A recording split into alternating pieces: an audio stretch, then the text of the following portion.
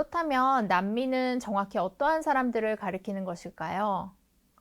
1951년 체결된 난민의 지위에 관한 협약은 현재까지도 국제 난민 문제의 이해, 조정, 해결을 위한 큰 틀로서 기능하고 있습니다. 이 협약에 따르면 난민은 이처럼 정의되는데요. 즉, 다양한 이유로 인해 박해 우려가 있어 국적을 소유한 국가의 영토 내에 거주하지 못하고 보호도 못 받고 또 그것을 원치도 않는 사람들이 바로 난민입니다. 2024년 세계 난민 관련 동향을 간단하게 살펴보면 약 1억 2,320만 명이 박해, 분쟁, 폭력, 인권 침해 등으로 원래 살던 곳을 강제로 떠날 수밖에 없었습니다.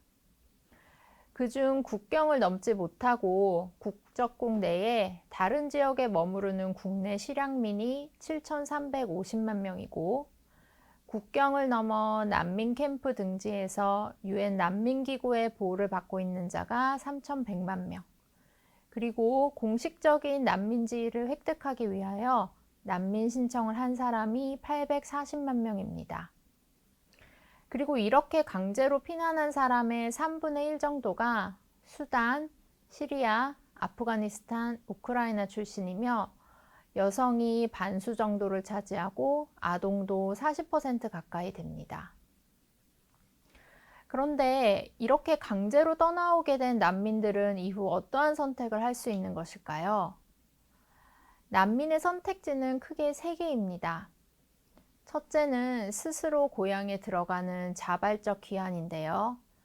국적국의 상황이 좋아질 경우 가족과 다시 만날 수 있고 문화적으로도 친숙한 고향에 돌아가는 것이 어쩌면 가장 바람직할지도 모르겠습니다. 다만 이 경우 전쟁이 다시 일어나지 않는 등 사회적 안정성 확보가 반드시 필요하겠죠. 두 번째는 처음 망명한 국가에 정착하는 지역사회 통합입니다. 이는 비교적 이른 시기에 안정적이고 자립적인 생활을 시도할 수 있는 반면에 첫 망명국에서 어떠한 체류적 자격을 주는지에 따라 법적 지위가 취약할 수 있고 또 사회적 차별 문제가 발생할 수도 있습니다.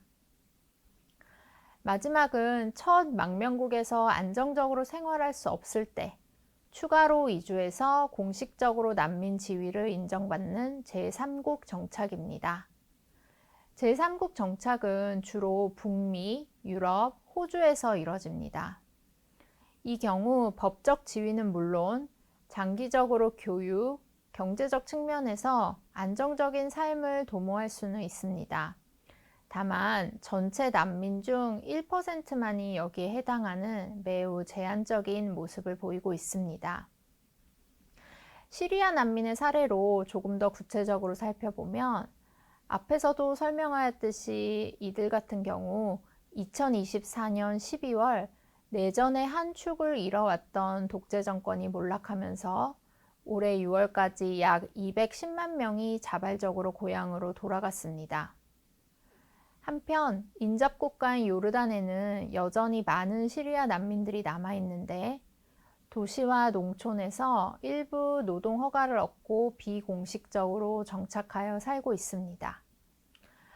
이들의 경우 요르단 정부가 난민으로 인정하거나 아니면 다른 안정적인 체류 허가를 내는 등 그러한 조치를 취하고 있지 않아 법적 지위가 취약합니다. 그리고 많은 시리아 난민들이 희망하는 제3국 정착은 대부분 유럽에서 이루어지고 있습니다. 시리아 난민들은 요르단, 이라크, 터키 등 인접 국가에서 장기 정착이 어려운 경우가 많아서 유럽으로 재이동을 하고 난민 신청을 한 다음에 사회통합 프로그램의 수혜를 누리고자 합니다.